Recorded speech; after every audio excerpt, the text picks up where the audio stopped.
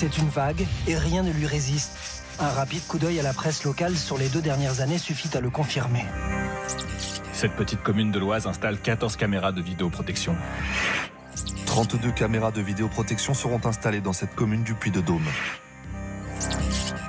La commune ne subit pas beaucoup de délinquance, mais investit dans 43 caméras. Dans toute la France, des communes s'équipent en vidéosurveillance et ça ne fait qu'accélérer. De gros investissements pour des petites municipalités, malgré une efficacité qui reste toujours à prouver.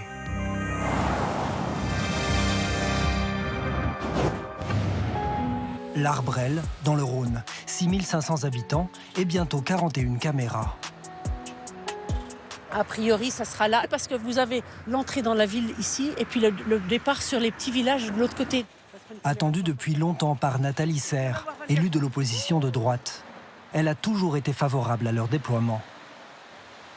La criminalité évolue, voilà, et je pense qu'il faut que nous aussi, on travaille avec notre temps. Je pense que ça peut aussi énormément servir à tout ce qui est incivilité.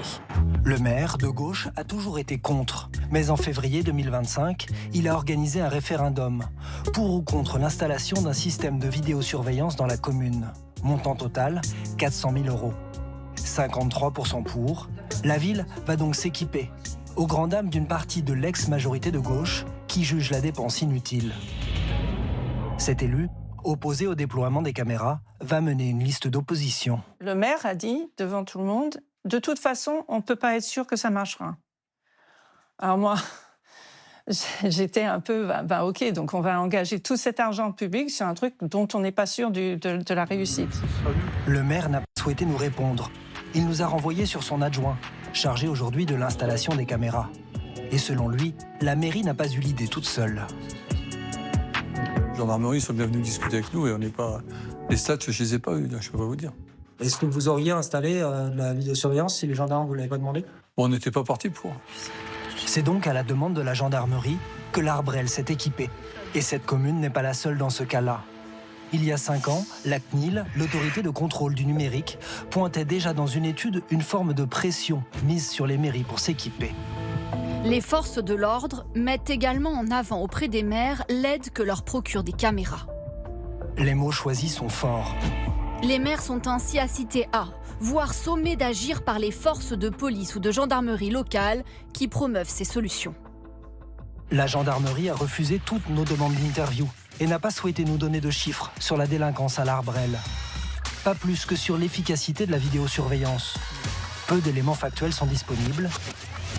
Il y a 6 ans, la Cour des comptes pointait l'absence de lien entre vidéosurveillance et baisse de la délinquance.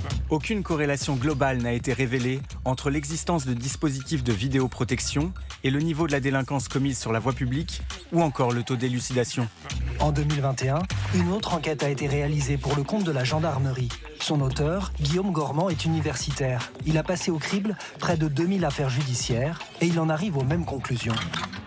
On n'a pas identifié de différence de niveau de résolution sur les communes équipées ou sur les communes non équipées de vidéoprotection de voie publique.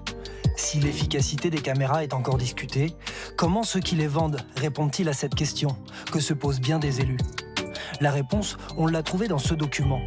Le lobby du secteur a publié un livre blanc juste avant les municipales. On apprend aux élus comment parler vidéosurveillance sans être anxiogène. Comment répondre aux questions sur le coût. Mais à la question de l'efficacité, la réponse est surprenante. La vidéoprotection n'a jamais eu vocation à éradiquer la délinquance. Parmi les auteurs du livre blanc, un ancien député République En Marche, désormais lobbyiste, qui a gardé ses entrées à l'Assemblée. Aucune corrélation globale n'a été relevée entre l'existence de dispositifs de vidéoprotection et le niveau de délinquance commis sur la voie publique.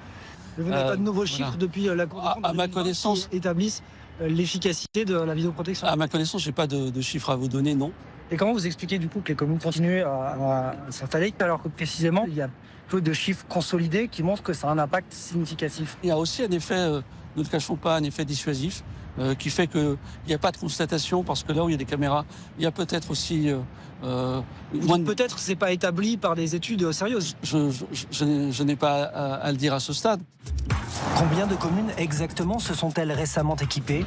Le ministère de l'Intérieur, qui dispose de chiffres précis via les préfectures, a refusé de nous les communiquer.